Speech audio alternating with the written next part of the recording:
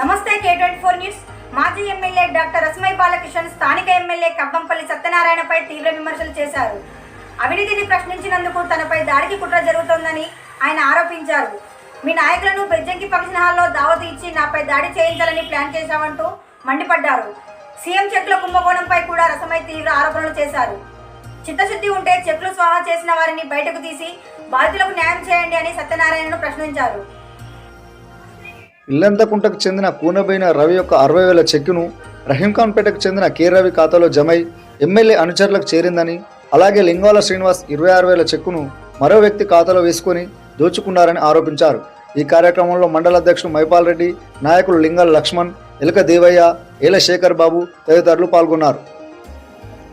BRS party కుటుంబ సభ్యులందరికీ పేరుపేరున నమస్కారం. ఈరోజు మనం గుండారం గ్రామంలో ఉండడం జరిగింది. మేము గత వారం రోజుల క్రితము మన రసమై బాలకిషన్ గారి దగ్గరికి గుండారం గ్రామ ప్రజలంతా వచ్చి, అయ్యా మీరు ఉన్నప్పుడు మాకు ఇంత కాలేదు, ఇప్పుడు మన పొలాలన్నీ ఎండిపోతున్నాయని మన గుండారం ప్రజలందరూ మాజీ ఎమ్మెల్యే రసమై బాలకిషన్ గారిని కోరడం జరిగింది.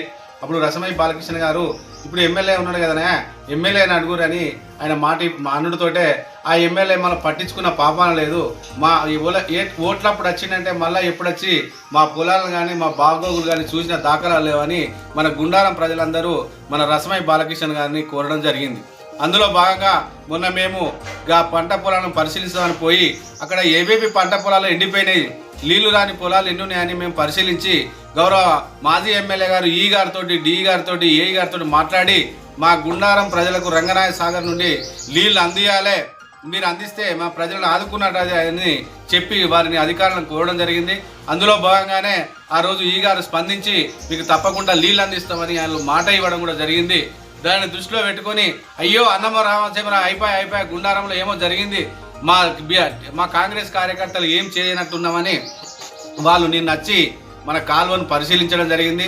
వాస్తవంగా చెప్పాలంటే గత మన రసమై బాలకిషన్ గారు లీగల్గానే ఆయనకు ఉండబడిన భూమిలో సగం మధ్యలో నుంచి కాలువ ఇవ్వడం జరిగింది. అది ఎక్కువ చెరువులకు నీళ్లు పోవడానికి అప్పుడు నీళ్ళు కాలువ ఆయన సొంత గుడ్డంలోకి వెళ్ళి లీగల్గానే ఇవ్వడం జరిగింది. అప్పుడున్న పరిస్థితిలో సిద్దిపేట కలెక్టర్ గారు మన బెజ్జంకి మండలంలో ఉన్న శివారు వరకు పైసలు ఇవ్వడం జరిగింది. అది సిరిసిల్ల జిల్లా కాబట్టి అక్కడ కొంచెం పెండింగ్ పెట్టడం జరిగింది. గౌరవ ఎమ్మెల్యే గారు దాన్ని పూర్తి చేసి మన ఎక్కువ చెరువు నింపే బాధ్యత తీసుకోవాలి తప్ప మీరు ఏమో వచ్చి రసమై బాలకిషన్ గారి మీద ఫామ్ హౌస్ మీద దాడి చేస్తాము, ఇది చేస్తాం అది చేస్తాం అంటే అది మీది కొంచెం చేత కాదు, మీ నుంచి కాని ముచ్చటది. మీరు ఇవాళ దాడి చేసినట్టయితే రేపు మీ క్యాంప్ ఆఫీస్ మీద మా మానకొండూరు కాన్స్టిట్యున్సీ వ్యాప్తంగా బీఆర్ఎస్ కార్యకర్తలము ముక్కుమూడిగా మీ ఆఫీస్ మీద దాడి చేసే సత్తా మేము చూపెడతామని తెలియజేసుకుంటున్నాను. ఏదో మాటలు మాట్లాడుతుండు, ఇలా సోషల్ మీడియాలో ఒక నాయకుడు మాట్లాడుతుండు, మేము డెబిట్కి వస్తున్నాం బీబీడీకి వస్తున్నాం. రసమైతోటి పెట్టుకునే డెబిట్ మీది కాదు నాయన, మీ స్థాయి ఏందో మీరు రసమైతోటి పెట్టుకునే స్థాయి మీది కాదు, మీరు స్థాయి మర్చి మాట్లాడుతుర్రు. మీరు పెట్టండి, మీరు డేట్ పెట్టండి, మేము ఏడికొస్తాం, మేము ఆడికి వస్తాం. మీరు సవాల్ విసిరితే మేము తప్పకుండా స్వీకరిస్తాం. కానీ మీరు ఏది చెప్పకుండా మేము ఇలా ఫామ్ హౌస్ పోయి రసమైతోటి డెబిట్ పెడతాం. నీ డెబిట్ పెట్టే స్థాయా?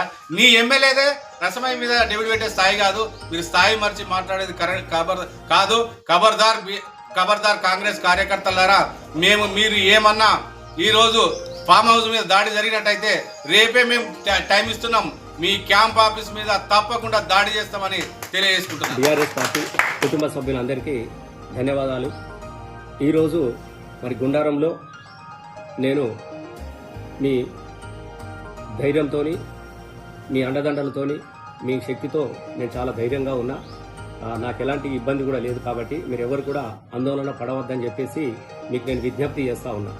ముఖ్యంగా తెలంగాణ రాష్ట్ర సాధనలోనే పుడితొక్కడి సత్యరెండు రాజనవో రాజన ఎత్తుకో తెలంగాణ జెండా అంటూ 14 సంవత్సరాలు తెలంగాణ ఉద్యమాన్ని ప్రజలను చైతన్యపరిచినటువంటి బిడ్డ మీ రసమై బిడ్డ. కాబట్టి ఏదో ఈ చిల్లర మల్లర బెదిరింపులకు నేను బెదిరిపోయేటని కాదు.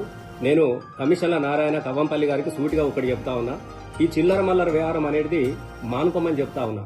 ఇవల్ల నిన్ను, నీ అక్రమాలను, నీ సీఎం రిలీఫ్ ఫండ్ దొంగలను వెలికి తీసి ఇలా పోలీసులు పట్టించినందుకు నన్ను చంపమని చెప్పేసి ఇవాళ 6 మండలాల కార్యకర్తలకు మీరంతా కదిలి రండి, గుండారం వెళ్లి రసమై బాలకిషన్ ఇల్లును కాలబెట్టండి, రసమై మీద రాళ్లతో దాడి చేసి చంపేయమని చెప్పేసి ఇవాళ నువ్వు ఉసిగొలుపుతూ నువ్వు పిలిపిరిచినావు చూడు.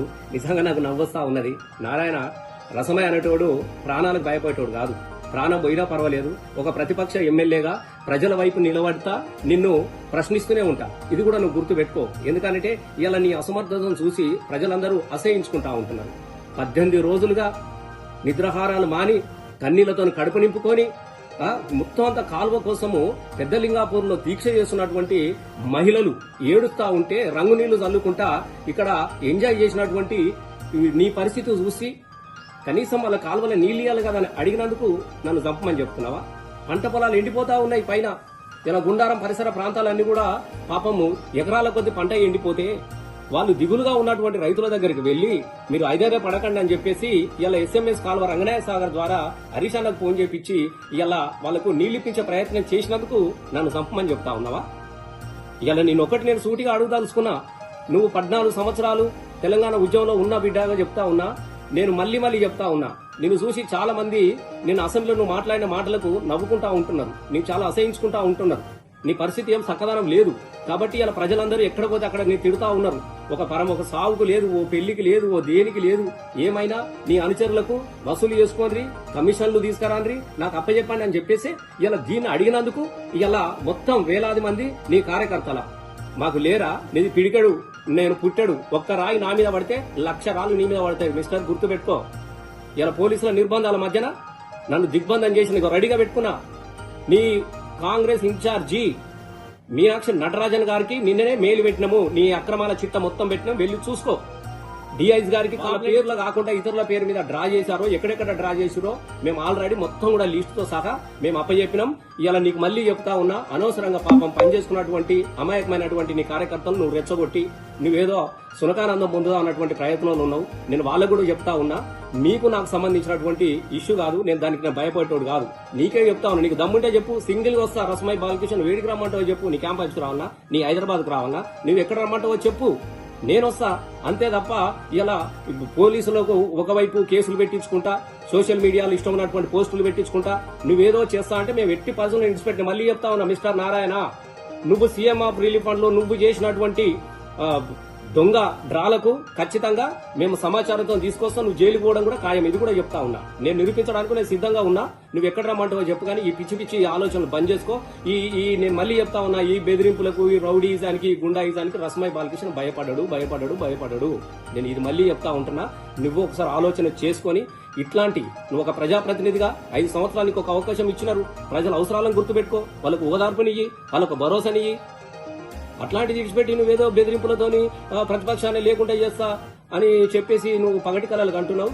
నీ కళలు అవి నెరవేరవు. దీని